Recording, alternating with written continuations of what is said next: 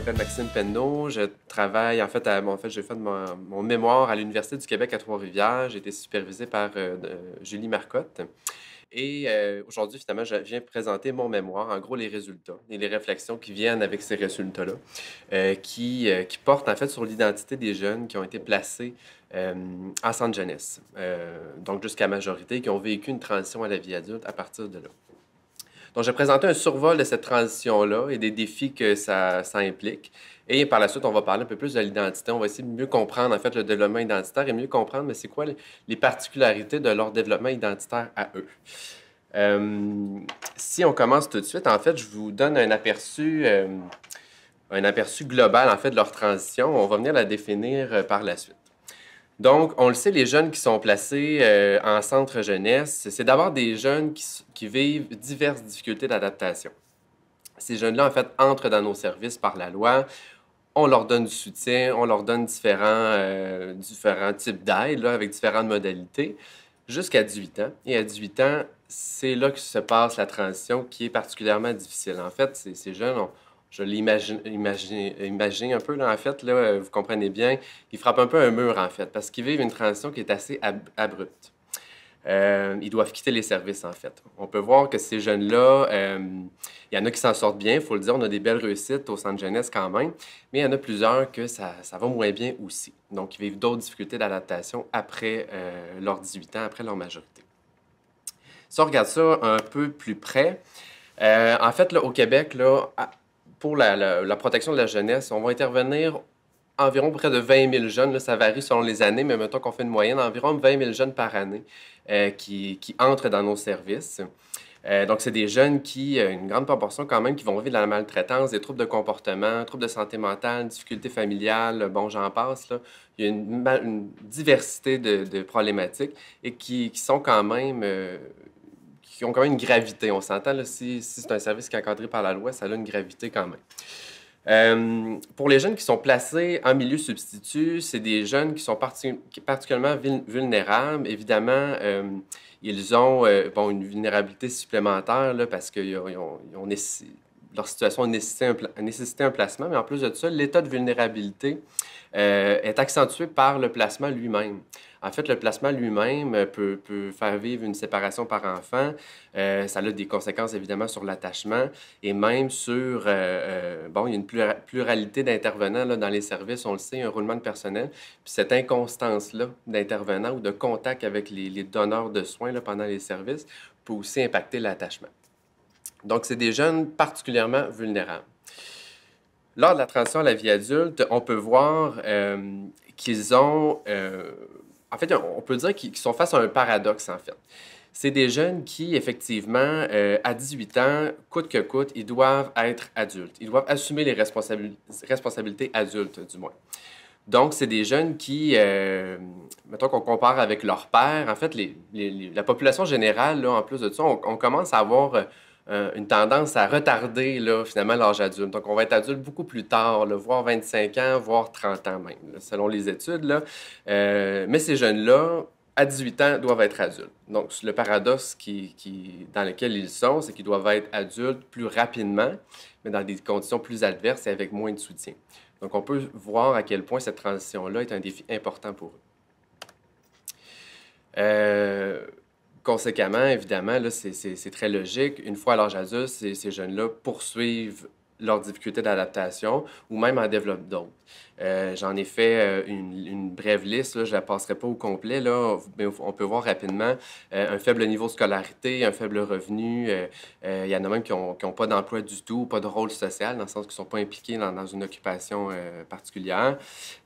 Beaucoup d'itinérance, comportements violents, démêlés avec la justice, santé mentale, parentalité précoce même. Là, on peut faire un lien avec la transmission intergénérationnelle des difficultés. Sont vraiment dans un engrenage de difficultés qui est difficile pour eux de s'en sortir.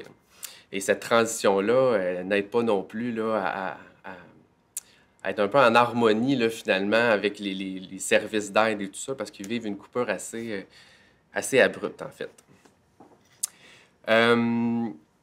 L'identité, la transition à la vie adulte, en fait, pourquoi on parle d'identité pendant cette période-là? C'est bien connu, en fait, dans la littérature. L'identité est la tâche centrale, en fait, la tâche développementale centrale pendant cette période de vie-là. Donc, à l'adolescence, au début de l'âge adulte, c'est une période charnière où on va s'explorer énormément, qu'on va se poser beaucoup de questions sur soi, qu'on va se demander, en fait, qu'est-ce qu'on veut pour notre avenir. Donc, c'est une période charnière. Donc, on fait le constat, en fait, des études font le constat que le développement identitaire sera en fait un élément clé de l'adaptation psychosociale de ces jeunes-là, une fois à la vie adulte. Si on regarde rapidement, c'est quoi les implications de l'identité? Quand quelqu'un, en fait, a une identité qui va être cohérente ou positive, on le voit, en fait, il y a moins de problèmes internalisés et externalisés. Donc, c'est-à-dire, on va parler de dépression, on va parler d'anxiété, on va parler de comportements à risque, on va parler de délinquance. Donc, ces comportements-là sont associés à la qualité du développement identitaire, autant d'un côté ou de l'autre. Quand on a une identité positive également, on va voir un bien-être psychologique plus élevé, on va voir un plus faible risque sur le plan de la santé mentale, on va voir une capacité à se réseauter, en fait, à avoir des relations sociales qui sont positives. On va voir aussi ce qui est intéressant à la fin, le sens positif à la vie. Donc, on va être capable d'avoir une perception de la vie un peu plus de notre bord, là, en fait. Là. On va avoir une vision plus positive et on va être capable de se projeter plus positivement dans le futur. En fait, on va être moins fataliste. Là. En fait, ce qu'ils disent dans la littérature, c'est que les gens ont le sentiment d'avoir un peu plus de pouvoir sur leur vie puis de pouvoir influencer la trajectoire de leur vie là, pour aspirer à un futur meilleur. Quand on a une identité qui est diffuse ou incohérente, à l'inverse, bon, c'est simplement l'inverse, là, en fait. La perte de sens à la vie, sentiment d'impuissance, vision négative du passé, on s'oriente moins vers le futur. Fait qu'on voit que ces jeunes-là, lorsqu'ils transitent vers la vie adulte, si on a une identité qui est diffuse ou incohérente, bien, c'est difficile de s'orienter dans la vie, c'est difficile de prendre des décisions dans le présent pour dire, ben moi, je m'en vais, je sais où je m'en vais à telle place. Bien, on n'est pas là. Ils ne savent pas trop qu'est-ce qu'ils font, ils ne savent pas trop qu'est-ce qu'ils veulent dans la vie, ils se connaissent très peu. Donc, on peut comprendre que la transition à la vie adulte est un défi important. On ajoute à ça, en fait, ces jeunes-là, on le sait, que les changements de milieu de vie, il y en a qui font plusieurs familles d'accueil ou plusieurs placements dans différents milieux institutionnels. On sait que l'identité est négativement influencée par ces multiples placements-là et par les multiples facteurs de risque, là, évidemment. Puis on sait qu'en fait, ils ont une préposition à ruminer le passé, à ruminer leurs difficultés, à avoir une difficulté à s'orienter vers le futur, ce qui peut rendre l'élaboration de projets de vie particulièrement difficile. Donc, dans le même sens, toute la prise de décision sur sa vie, sur son futur, est vraiment, vraiment, vraiment difficile. On voit en plus, d'autant plus que les jeunes qui transitent vers la vie adulte, là, il y en a beaucoup qui partent de milieux institutionnels, par exemple des centres de réadaptation. C'est des milieux qui sont plutôt autoritaires, c'est des milieux où on prend beaucoup de décisions pour eux, dans leur meilleur intérêt, hein, on cherche à les protéger, là, évidemment. Mais quand même, ce contexte-là, où ils ont peu de pouvoir, contribue au sentiment d'impuissance dans leur vie. Fait que vraiment, ils sont face à un énorme défi. Quand on prend le temps de le décortiquer puis de l'analyser, ils font face à un énorme défi rendu à la vie adulte. Donc, on ne parle pas juste de l'autonomie fonctionnelle, dans le sens d'apprendre à gérer un budget, d'apprendre à entretenir un appartement. On parle vraiment de tout le côté identitaire aussi de cette transition-là. Donc, je veux quoi, moi, dans la vie? Une fois que j'ai 18 ans, je ne suis plus dans les centres de jeunesse, je veux quoi dans la vie? Je fais quoi? Où est-ce que je m'en vais? T'sais? Il y a des gros questionnements à se poser là. On va essayer de mieux comprendre l'identité pour mieux comprendre les résultats là, de l'étude. Là. C'est important de bien la comprendre parce que c'est un concept qui est assez abstrait, l'identité. Il y a différentes théories. Donc, j'ai pris le temps de la définir avec vous. Si vous avez des questions, d'ailleurs, n'hésitez pas là, à les poser. En fait, c'est quoi l'identité? L'identité, là, on parle d'une définition de nous-mêmes qui donne une impression d'être un tout cohérent. Qui va être stable dans le temps. Par exemple, moi, Maxime, dans mon passé, j'étais peut-être différent d'aujourd'hui, mais j'étais quand même Maxime dans le passé et je suis quand même Maxime aujourd'hui. Et quand je me projette dans le futur, bien, je suis encore Maxime dans le futur, peut-être différemment, mais il y a une espèce de continuité, une espèce de cohérence de qui je suis. Et le qui je suis, justement, va intégrer souvent les événements passés, va intégrer ce que je suis aujourd'hui, puis va intégrer comment je me perçois dans l'avenir. C'est pour ça qu'on va parler de synthèse ou de cohérence identitaire ou de confusion identitaire. C'est est-ce que je suis capable de faire un tout cohérent de qui je suis ou au contraire, je me connais pas puis j'ai de la misère à comprendre, là, à m'identifier à comprendre qui je suis, là, dans le fond, où est-ce que je m'en vais, puis je viens de où, moi, ben, là, on va être plus dans une confusion identitaire. Ça, c'est la base, ça remonte à Erickson, là, plusieurs dizaines d'années. C'est les fondements de l'identité. Comment l'identité se forme, en fait, on va voir que l'identité, il y a deux processus de base, mettons, qui ont été identifiés. Il va y avoir l'exploration et l'engagement. Donc, l'exploration, ça le dit dans le mot, on va explorer qui on est, on va explorer les différentes opportunités qu'on va avoir dans notre vie pour se construire nous-mêmes. Et il va y avoir également le contenu, excuse-moi, j'ai passé une étape, il va y avoir également l'engagement, donc c'est un peu l'adhésion aux parties de nous-mêmes. L'adhésion, par exemple, à des valeurs, l'adhésion à des choses qui nous définissent. Si, mettons, on donne un exemple là, très simpliste là, de tout ça, on pense à une personne au secondaire qui change de vêtements toutes les semaines, mais on peut penser que cette personne-là est en exploration d'elle-même. Alors, quelqu'un qui va être plus dans l'engagement, ça va être une personne qui sait où est-ce qu'il s'en va dans la vie, qui sait déjà quelle carrière veut faire, tu sais, quelqu'un qui est très campé là, déjà dans ses décisions puis comment il se voit dans l'avenir, là. C'est ces deux processus-là qui vont faire en sorte que l'identité va se construire. Là, évidemment, j'ai donné des extrêmes, là, comme des exemples extrêmes, là, mais on va chercher idéalement un équilibre entre les deux pour avoir une identité qui est positive. L'autre composante de l'identité, il y a le contenu, puis c'est vraiment là-dessus qu'on va plus porter le mémoire et la présentation, là, donc. Le contenu identitaire, c'est vraiment de quoi est composée notre identité. Donc, moi, quand je pense quand j'essaie de me définir, par exemple, bien, qu'est-ce qui me vient à l'esprit? C'est quoi les préoccupations qui me viennent? C'est quoi les sujets? Par quoi je me définis finalement? Il y a eu un récent modèle là, qui est sorti en 2017, un modèle un peu écosystémique de la construction identitaire, là, du contenu identitaire qu'on appelle. Il y a comme 4 niveaux. En fait, le côté le plus distal, on va dire, qui est la culture, ben, c'est en fait tous les éléments de nous-mêmes qu'on va se définir, en fait, par exemple, à partir par la culture. Je donne un exemple. Moi, mes parents sont vietnamiens, toute ma famille vient du Vietnam, et moi, je suis ici, bon, je suis québécois, mais quand même, mes origines sont vietnamiennes. Mais moi, je vais chercher à faire la jonction entre ces deux cultures-là, donc la culture québécoise et la culture vietnamienne, pour me définir. Fait que souvent, on va aller explorer les deux cultures, puis on va faire une espèce de jonction. Fait qu'on va se définir à partir par la culture. Ça peut même aller dans les rôles, là, pas dans les rôles, mais dans les... par exemple, je ne sais pas, qu'est-ce qui est valorisé dans une culture dominante? Par exemple, un homme blanc marié, bon, ben ça, c'est ce qui est valorisé, par exemple, dans une société québécoise. Ben, on va essayer de tendre vers un modèle comme ça. Puis si on l'est, ben, ça se peut qu'on se définisse comme ça. Un côté un peu plus proche de nous-mêmes, les rôles sociaux qui sont très liés à la culture. Les rôles sociaux, ça va être par exemple, moi je me définis moi en tant que père, par exemple, ou madame en tant que mère.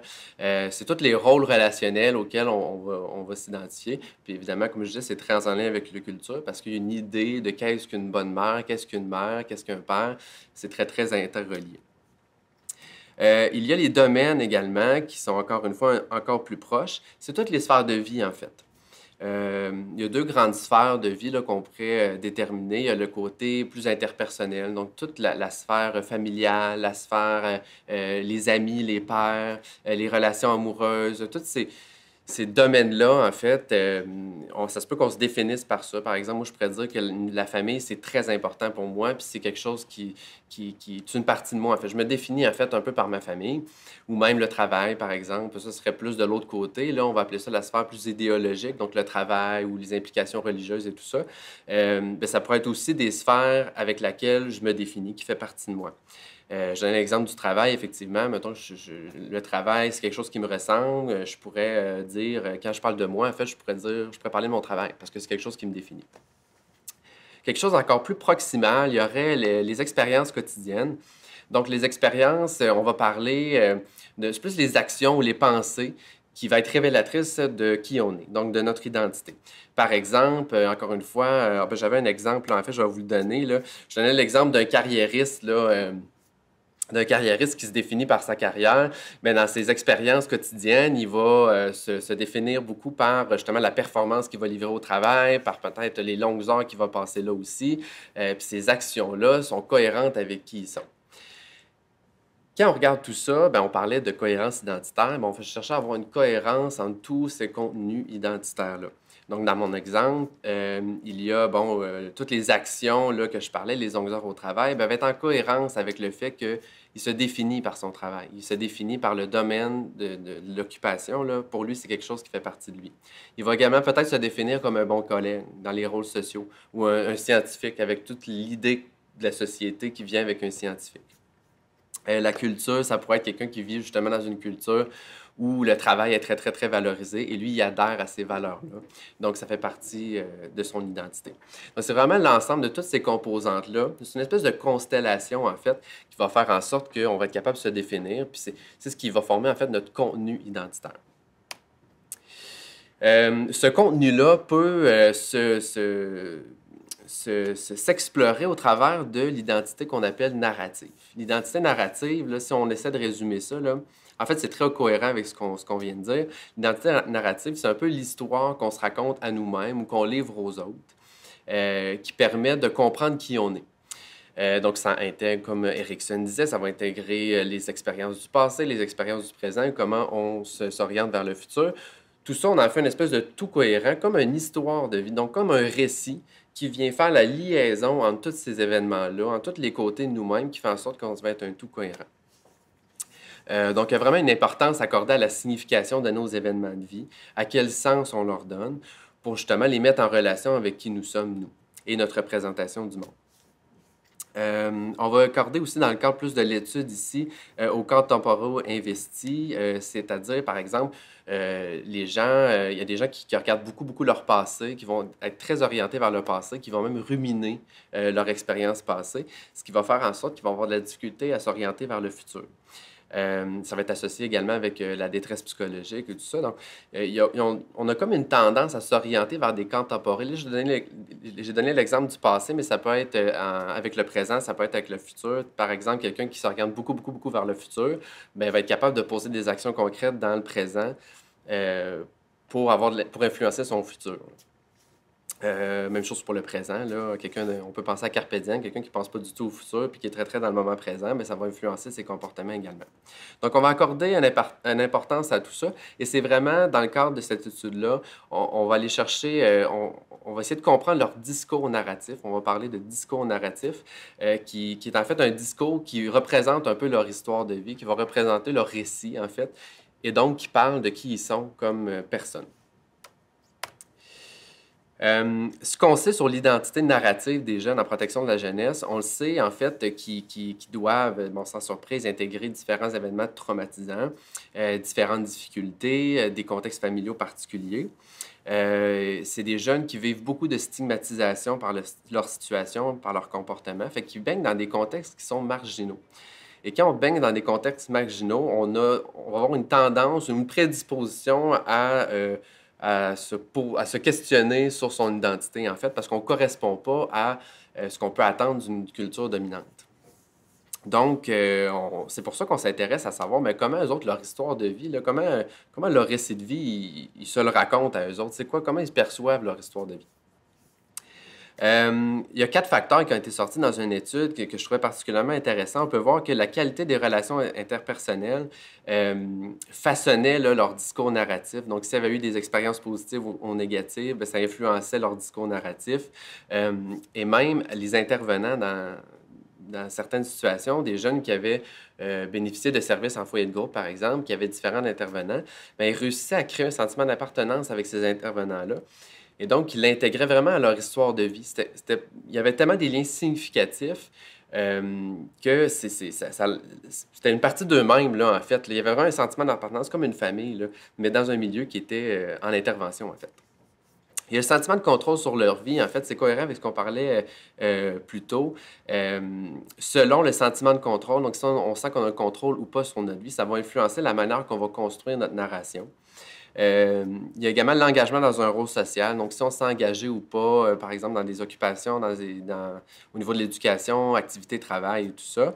Et évidemment, le niveau de cohérence de notre histoire de vie va parler de la qualité de notre développement identitaire, évidemment. Donc, ce qu'on sait finalement au niveau scientifique, là, on a déjà des connaissances sur le discours narratif de ces jeunes-là. On a déjà beaucoup de connaissances statistiques là, sur l'identité, mais on a peu de connaissances sur le contenu identitaire de ces jeunes-là, donc à quoi ils pensent quand ils parlent d'eux autres. On a peu de connaissances là-dessus. C'est vraiment pour ça qu'on a fait cette démarche-là. Conséquemment à ça, là, on a ciblé deux objectifs là, de recherche. Le premier est en fait d'explorer les éléments significatifs tels que perçus par les jeunes au travers desquels ils développent leur identité. Donc, c'est vraiment le contenu identitaire. Et le deuxième, on va aller voir comment ce contenu identitaire-là se manifeste dans les cadres temporaux. Donc, est-ce qu'on parle beaucoup du passé, du présent, du futur, et de quoi qu'on parle en fait dans ces cadres temporaux-là? Comment on s'est pris pour arriver à ça? En fait, on a pris le discours de 18 jeunes entre 16 et 17 ans, pardon, qui faisaient l'objet d'un placement à majorité. Il y a eu le programme Photo Voice, en fait, qu'on a utilisé pour aller vraiment... c'est un peu des groupes de discussion. On utilise, en fait, l'art pour les aider à verbaliser sur leur histoire de vie, sur leur identité, en fait. Donc, ils peuvent prendre des photos qui les représentent, puis ça les aide à ressortir en fait un discours narratif. Je vous donnais d'ailleurs un exemple. Là, ouais, il est ici. En fait, il y a quelqu'un qui avait pris une photo de Monster, puis il parlait justement, là, il dit « Ça représente qui j'étais. J'en bois tout le temps. Ça ne compense pas la conso à 100%, mais ça m'aide. J'ai décidé d'arrêter de consommer parce que je rentrais en foyer de groupe et ça ne me tentait pas de retourner au centre. Ça m'a apporté la liberté, l'autonomie. Peut-être que ça va me permettre de repartir en appartement. » Donc, voyez-vous, cette personne-là a utilisé une photo de Monster, puis on voit que la consommation, c'est un thème qui est quand même intéressant dans son histoire de vie. Puis l'arrêt de la consommation, la diminution de sa consommation, pour lui, c'est une façon de s'orienter vers le futur, là, parce que ça lui apporte l'autonomie, la liberté, puis même peut-être aller en appartement. Donc, voyez-vous, c'est un exemple du processus Photo Voice qui permettait d'aller par des symboliques de la photo, d'aller chercher un discours narratif un petit peu plus profond, plus intéressant. J'ai oublié la partie analyse, en fait, qui est très, très importante. Pour arriver à analyser le discours narratif de ces jeunes-là, on a fait une analyse qui est très peu connue, en fait, en recherche là, au Québec. On appelle ça une analyse qui est lexicométrique. C'est une analyse qui est statistique, en fait. Donc, on va prendre le corpus là, textuel, en fait, le discours de tous les jeunes qu'on a enregistrés, qu'on a retranscrits, on les met dans un même document. Et on rentre ça dans le logiciel qui s'appelle Alceste, qui va faire l'analyse lexicométrique. Donc, ce logiciel-là va décortiquer le texte statistiquement pour ressortir des classes de type de discours. Donc, il va aller regrouper des discours là, qui semblent, on dirait que ce discours-là, il semble parler de la même affaire, ce groupe de discours-là aussi, ce groupe de discours-là aussi. Donc, il y a vraiment des classes qui vont ressortir statistiquement. Donc, à partir de ces classes-là, là, on va pouvoir analyser, bien, le logiciel nous sort automatiquement des mots qui représentent le discours et également des extraits de texte, de verbatim, qui nous permettent d'analyser le contenu de leur discours. Donc, on va aller voir un peu les résultats. Qu'est-ce que ça a donné? Donc, c'est quoi le discours narratif de ces jeunes-là? L'analyse a sorti 4 classes. Donc, 4 classes, donc 4 types de discours, si on va dire, qui vont se distinguer l'un de l'autre.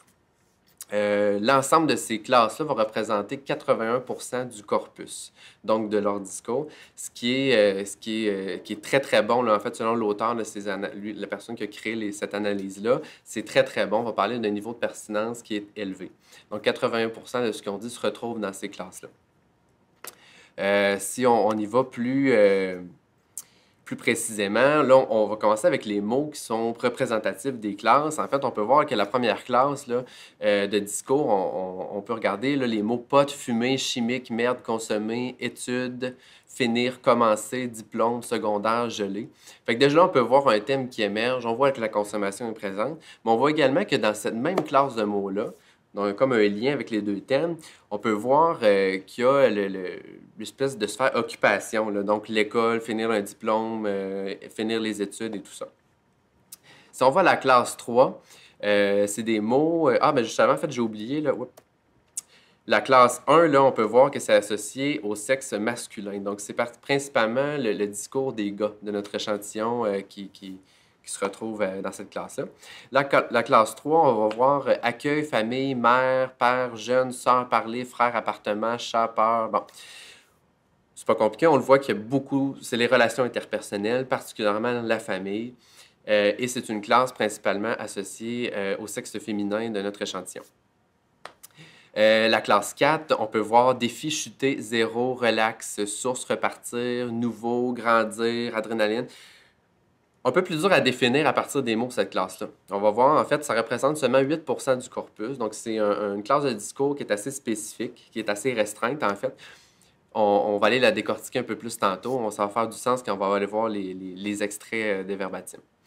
La classe 2, on voit équilibre, dessin, espoir, nécessaire, art, aujourd'hui, moyen, automutilé, sombre, lumière. Fait qu'on voit vraiment un peu plus une symbolique. On voit, bon, il y a espoir, équilibre. On voit un peu plus, comme s'il y avait un peu plus de mise en sens là-dedans. En fait, on va l'explorer, là, vous allez voir les extraits, là. Cette classe-là est associée un peu plus au sexe féminin. On commence par la classe 1, celle qui avait la consommation et les études. Donc, la classe 1, bon, on l'a nommé expérience de consommation et projet de vie. En fait, il y a comme deux thèmes qui ressortent. Le premier, si on regarde les extraits, ces extraits-là parlent beaucoup des expériences passées et actuelles en lien avec la consommation. Donc, quand on leur demande de parler de ce qui les représente, spontanément, ils nous parlent de leur consommation. En soi, c'est déjà intéressant. Je vous donne des exemples. Il dit je m'en foutrais de consommer, sincèrement, là, au pire, juste du pot. Juste ça, là, mais je ne me tente pas de retomber dans le chimique comme j'ai fait avant. Ou encore, moi, sur le chimique, je suis le gars le plus agressif du monde. Tu fais juste me regarder de travers, puis je pourrais aller le cogner, le gars. J'ai la mèche courte. Fait que voyez-vous, il parle vraiment de ses habitudes de consommation et l'influence de cette consommation-là sur ses actions. Et sur qui il est, là, dans le fond. Dernier exemple, je vais essayer d'arrêter de consommer. Là. Je vais essayer d'arrêter de consommer le chimique parce que juste là, à t'en parler, le chimique, j'ai les mains moites à côté. T'sais. Fait que pour lui, vraiment, il y a encore... c'est encore une préoccupation actuelle qu'il y a. Donc, quand on parle, on lui demande de parler de lui, il y a cette préoccupation-là actuelle qui vient à l'esprit, donc la consommation et même l'espèce de défi de ne pas retourner dans le chimique. L'autre thématique, en fait, on peut voir que la thématique du changement de sa trajectoire de vie est abordée. On voit, par exemple, bon, dans ce temps-là, je fumais du pot en masse. Le chimique, j'en avais quand même un peu. Là, à un moment donné, j'ai décidé de retourner à l'école et de slacker un peu. Donc, voyez-vous, il a changé ses habitudes de consommation et pour retourner à l'école. Et lui, dans son histoire de vie, il fait un lien entre ces deux thématiques-là. Autre exemple, j'essaie d'arrêter mes conneries, puis me forcer à l'école. La consommation, je me suis surpris en fin de semaine. Là. Moi, je pensais que j'allais fumer toute la soirée, puis je serais revenu bien gelé. J'ai juste pris une puff. Je me suis surpris en crif. Donc, voyez-vous encore là, ça reflète ses préoccupations là, par rapport à sa consommation, ses habitudes de consommation, puis particulièrement le changement d'habitude qui est en train d'opérer. Pour lui, ça fait partie de sa vie de façon significative.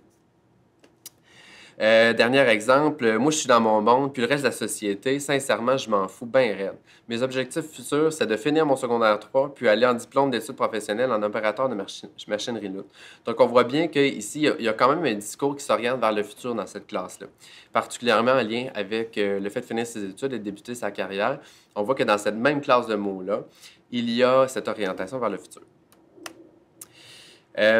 La classe 3, en fait, on peut voir qu'il y a des expériences, bon, on le voyait, expériences interpersonnelles du passé.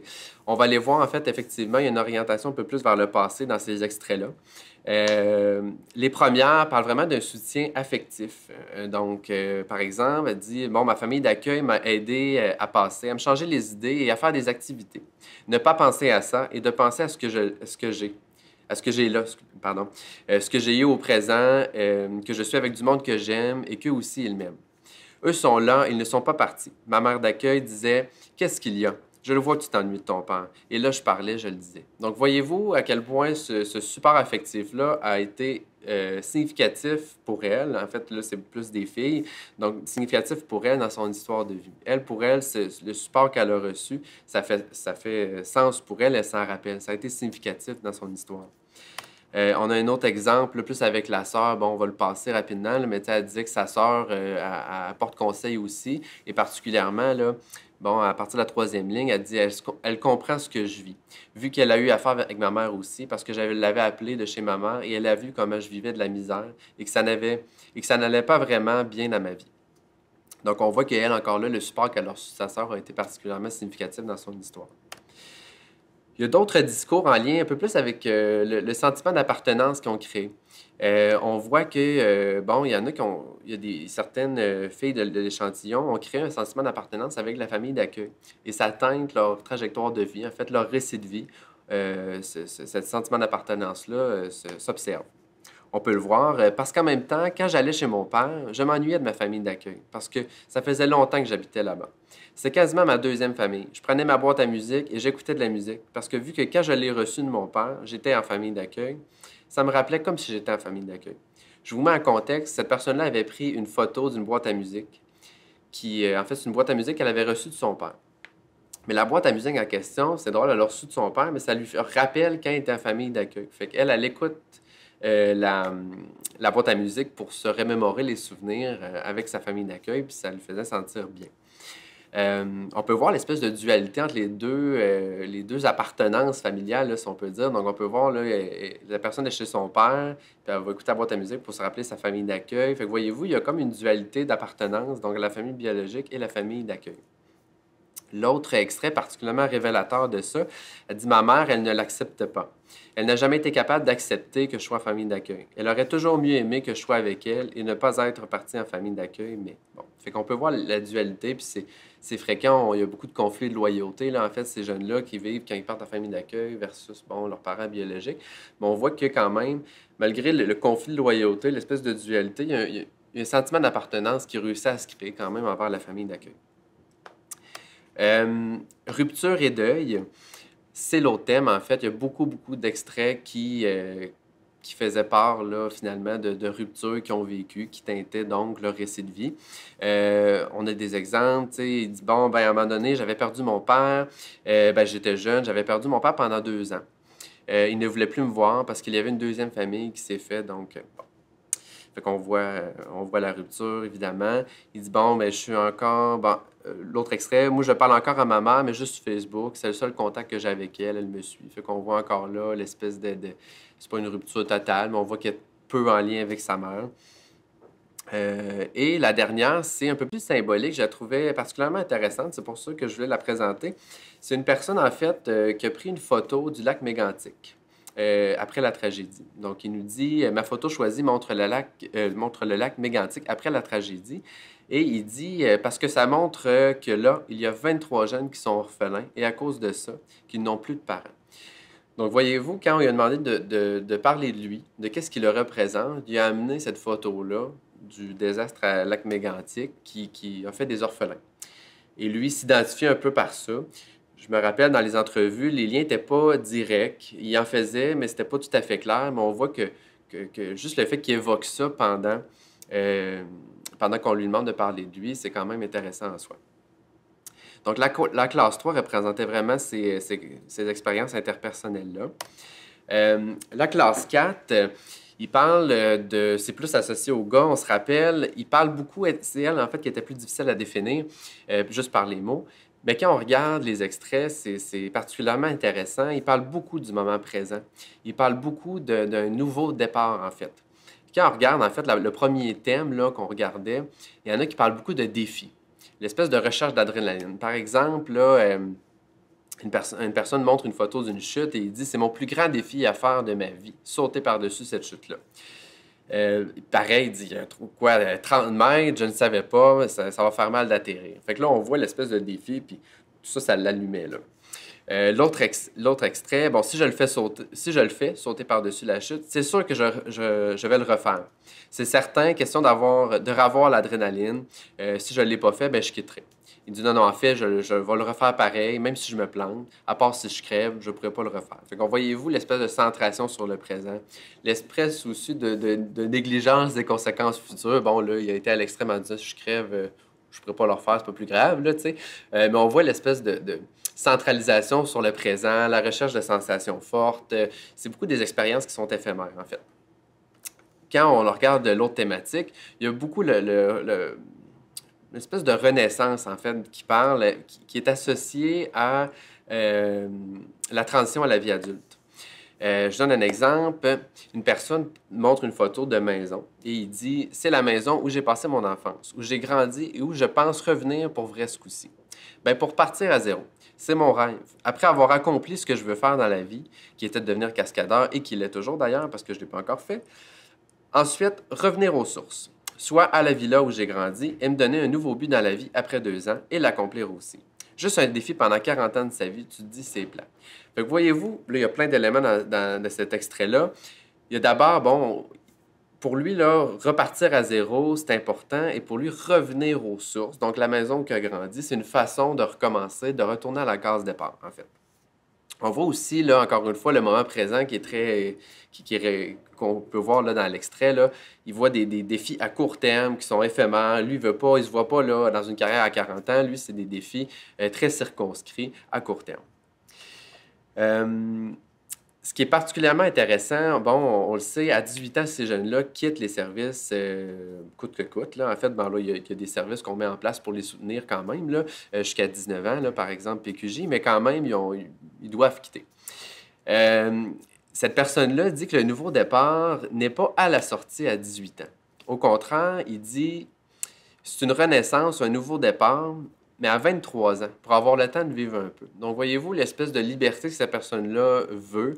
Il ne veut pas s'engager dans des projets tout de suite. Cette personne-là veut, à 18 ans, avoir le temps de vivre un peu et plutôt s'engager, rendu à 23 ans, là, avoir un peu plus des projets futurs. Là. Donc, on voit l'espèce d'envie là, de profiter du moment présent, profiter d'une liberté qui est particulièrement là. L'autre côté, on voit en même temps, là, quand on analysait bon, les discours, on a vu que le thème du nouveau départ était aussi présent dans sa vie à cette personne-là, dans son passé. Par exemple, en fait, il parlait de ses multiples déménagements qu'il a vécu. Et là, il dit comment ça a été annoncé mon déménagement? Il dit bien facile. Il dit hey, on déménage. Ça a été OK, un déménagement de plus. Je déménage quasiment chaque année, moi. C'est le fun puis c'est plate de déménager. Tu connais toujours du nouveau monde, mais je me sépare toujours du vieux monde. Il dit on repart à zéro. Fait que voyez-vous, c'est un peu le sens qu'il donne, lui, à ces déménagements, à ces changements-là assez brusques. Il dit on repart à zéro. Et là, cette personne-là utilise ce même sens-là à 18 ans en disant, pas à 18 ans, mais quand il va vouloir espérer un changement, c'est on va repartir à zéro, je vais revenir aux sources et je vais repartir à zéro, ça va être un nouveau départ. La dernière classe, la classe 2, c'est art et sens, qu'on l'a nommé. Donc, c'est la dernière classe qui était un peu plus symbolique.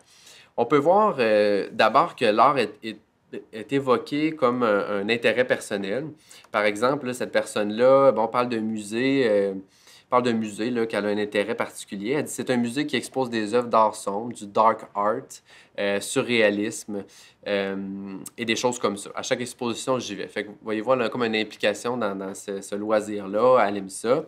Elle dit l'art, c'est un sentiment d'appartenance et c'est vraiment rendu un moyen d'expression que j'utilise pour justement contenir ma colère. Donc, justement, continuer à garder l'art dans mon cœur pour justement utiliser ça au lieu de la violence verbale, la violence physique, lancer des objets et des conneries de même. Donc, voyez-vous, au-delà d'un intérêt, c'est également un médium ou un moyen qui va l'aider à modifier ses comportements. Donc, à guider ses comportements, ses actions. Elle, ça l'aide à gérer ses émotions, en fait, de ce qu'on comprend.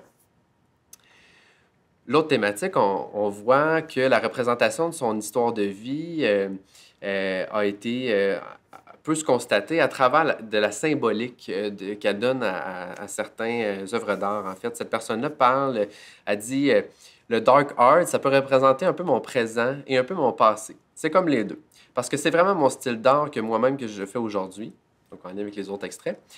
Et ça représente le passé parce qu'il y a des œuvres qui sont plus sombres, plus dépressives un peu, et que ça vient directement rejoindre des émotions qui te rappellent des souvenirs. Des fois, il y a des œuvres qui représentent la violence, des œuvres, mettons des morts, des monstres, des choses comme ça. Monstre, c'est une analogie avec genre moi, mon père. Donc, cette personne-là, on peut voir qu'elle a utilisé la symbolique de l'art pour représenter des parties de sa vie un peu plus globales, donc un peu plus de son passé dans son ensemble. Là, donc, elle a on peut penser, c'est comme si elle a une intégration un peu plus de différentes choses dans un même propos là, de sa vie. Au lieu de parler, par exemple, on fait une comparaison avec l'autre l'autre classe là, en lien avec la consommation. Elle ne parle pas juste d'habitude de consommation, elle fait comme une espèce de globalité de son histoire, bon, de son passé et de son présent. On voit aussi une thématique de mise en sens. Quand je dis mise en sens, c'est vraiment quand on parle de l'exercice de mettre un sens à un événement dans sa vie. Donc, la mise en sens, là, on voit que et la personne dit mais en même temps, j'ai découvert plein de choses que je n'aurais pas nécessairement découvert. Je fais une parenthèse, cette personne-là raconte une expérience de fugue, bon, pendant une expérience de rue, en fait, là, elle a vécu un peu dans la rue, cette adolescente-là. Elle dit, bon, qu'elle aurait découvert des choses que je n'aurais pas nécessairement découvertes autrement. Vraiment, c'était quoi la rue? Ça m'a donné la motivation de ne pas y retourner. Et justement, en voyant mon meilleur ami se faire arrêter devant moi, ça fait bang, tu sais, une claque d'en face. Fait que voyez-vous le sens qu'elle a donné à un événement de vie. On voit encore une fois une espèce d'intégration plus globale de différents aspects de son histoire de vie. On peut voir vraiment que elle explique que cet événement-là a influencé qui elle est aujourd'hui et elle est contente de l'avoir vécu aujourd'hui finalement parce que ça lui permet d'orienter son futur. Elle ne veut pas y retourner. Fait qu'elle donne sens à cet événement-là pour l'aider à ne pas y retourner. Cet extrait-là, il est long, mais il vaut la peine parce que je le trouve particulièrement révélateur d'une mise en sens. Je vais utiliser mes talents d'acteur. Là, en fait, elle dit « Aujourd'hui, je suis tellement heureuse. Quand la madame m'a demandé, elle était en train d'écraser de la pinotte. Elle a dit à mon père, t'en veux-tu? Mon père était bien saoul. Il dit oui, oui, puis il l'a sniffé. Après, la fille me regarde et elle dit, hey, toi, t'en veux-tu, hein? T'en veux-tu? Et elle répond, no way. Je ne consomme pas de chimiques. Mon père a fait, ah ouais, donc, essaie. Fait qu'on voit même que le père essaie de l'influencer là-dedans. Elle répond, non, désolé, je prends juste du pot. Même mon père, genre, tu sais. Pour moi, la drogue, c'est non. Aujourd'hui, je m'en suis tellement reconnaissante de ne pas avoir commencé ça parce que j'en serais pas ressorti. Aujourd'hui, tu sais, je serais peut-être, admettons que je serais rentré en centre jeunesse quand même, je serais peut-être en centre de thérapie ou d'autres trucs comme ça parce que j'aurais développé des gros problèmes de dépendance. Donc, voyez-vous, on voit vraiment le sens qu'elle donne à cet événement-là, puis plus particulièrement à la décision qu'elle a prise à ce moment-là de ne pas consommer chimique, de ne pas l'avoir commencé, et comment cet événement-là a influencé le cours de sa vie et donc son histoire de vie. Le récit qu'elle se raconte, elle donne ce sens-là à cet événement-là, et ça permet de mieux comprendre qui elle est aujourd'hui, puis qu'est-ce qui fait qu'on en est là. Qu'est-ce qu'on peut constater de tout ça? Juste avant, le temps pour que je puisse m'ajuster. Une dizaine de minutes. Une dizaine de minutes, parfait. Qu'est-ce qu'on peut constater? Bien, en soi, si j'ai fait un bon devoir de regarder dans la littérature, est-ce qu'il y avait des liens à faire? Et effectivement, c'est très cohérent avec ce qui est dans la littérature actuellement. On peut voir là, qu'au travers des classes, là, les filles là, y accordent une importance particulière aux relations interpersonnelles dans la définition de qui ils sont. Et il y a une prépondérance à l'orientation vers le passé. De l'autre côté, chez les gars, on peut voir qu'il y a une importance de la carrière, là, donc l'occupation, les études, et une certaine centration sur le présent et le futur proche chez les gars qui se remarque là, en fait, dans notre échantillon, dans le discours et même dans la recherche. Donc, on voit qu'il y a une espèce de cohérence. On va aller les décortiquer un peu, ces constats-là. Mais de façon plus générale, on peut vraiment voir que le contenu identitaire, il est assez semblable finalement à ce qu'on peut voir dans la recherche, mais l'aspect qualitatif, en fait, là, les particularités de la réalité des jeunes en centre jeunesse, ils vont façonner vraiment leur contenu identitaire, ce contenu-là. Donc oui, la famille est importante, mais plus particulièrement, on voit que dans la famille, il y a la famille d'accueil, c'est plus complexe, donc la famille d'accueil, il y a des ruptures et tout ça. Donc on peut vraiment voir que ça intègre la définition de qui ils sont. En fait, ça intègre leur récit de vie. Si on décortique un peu ça, chez les filles, bon, les relations interpersonnelles, l'orientation passée, en fait, comme je disais, la relation interpersonnelle, c'est un contenu aussi significatif que d'autres jeunes qui ne seraient pas en état de vulnérabilité. Ils se définissent vraiment par leur relation. Là, on voit dans notre échantillon, c'est particulièrement la famille. Donc, on peut comprendre que la création de relations significatives stables et le soutien affectif pourraient être en fait des facteurs de protection qui sont importants et plusieurs études vont dans le même sens. eux, le sens qu'ils donnent à ces expériences de soutien-là et au sentiment d'appartenance va façonner positivement la perception de leur vie. Et donc, la perception de leur représentation d'eux-mêmes, la représentation du monde, ça va intégrer leur identité narrative, là, en fait. La mise en sens des événements, on voyait que la classe plus mise en sens et la classe interpersonnelle, c'était les filles. La mise en sens des événements, on peut voir que le contenu familial, c'est un contenu peut-être difficile à intégrer. En fait, il y a un auteur qui parlait que quand on a des événements de vie qui ne sont pas choisis, il y a un exercice de mise en sens qui doit être fait. Donc, ce n'est pas nous qui avons choisi, qui avons pris ces décisions-là. Par exemple, cette jeune-là qui a perdu contact avec son père n'a pas choisi de perdre contact avec son père. Donc là, c'est de réussir à donner un sens à ça, ça peut être difficile. Et effectivement, quand on regarde le discours narratif, là, je vous ai montré des exemples, mais quand on décortique encore plus loin, on peut le voir qu'il n'y a pas nécessairement de lien entre l'événement et l'identité personnelle, ou encore là, entre l'événement et qu'est-ce qu'elle est devenue aujourd'hui et quel apprentissage elle peut tirer de ça. On n'est pas là encore, pas du tout. Par contre, quand on voit que c'est un événement qui était, comment dire, choisi par la personne, là, il y avait un sens qui était donné beaucoup plus facilement. Puis je donne l'exemple là, qui était un peu plus long, là, où la personne a choisi de ne pas consommer, malgré l'insistance de son père. Elle a choisi de le faire. Pour elle, ça a été vraiment rapidement, elle a pu donner un sens à ça. Et ça a pu la guider dans son histoire de vie, dans la construction de son identité narrative. Ça l'a guidée, ça l'a influencé. Donc, autre réflexion aussi également, là, par rapport à l'art, justement, cette mise en sens-là, c'est plus fait dans la classe liée à l'art. Et on se posait la question, en fait, l'art, est-ce que ça peut s'avérer un moyen intéressant de représenter sa vie un peu plus dans sa globalité? Tu sais, on l'a vu dans les extraits, qui permettrait les liens et donc une synthèse identitaire. J'ai pas assez vu d'études là-dessus pour l'affirmer. C'est un questionnement que je transmets, que je trouverais intéressant. Autre constat qu'on avait fait, l'espèce bon, les actions, la carrière, l'orientation vers le présent et futur proche chez les gars, effectivement, c'est cohérent avec les études. Il y a une recherche de défis à court terme, en fait. Ils parlent beaucoup de leurs préoccupations actuelles. Donc, il y a une moins bonne, c'est pas de dire si c'est bon ou pas bon, là, mais ils intègrent moins différents aspects de leur vie, différents aspects de leurs origines. Tu sais, c'est plus centré vraiment sur le présent et leurs actions présentes. Et c'est intéressant vraiment qu'ils en parlent alors qu'on leur dise de dire qu'est-ce qui les représente. Bien, ils en parlent, en fait, directement, de la consommation, par exemple. On peut voir aussi que les liens, les liens avec une difficulté à prendre des décisions dans le présent en considération de son futur.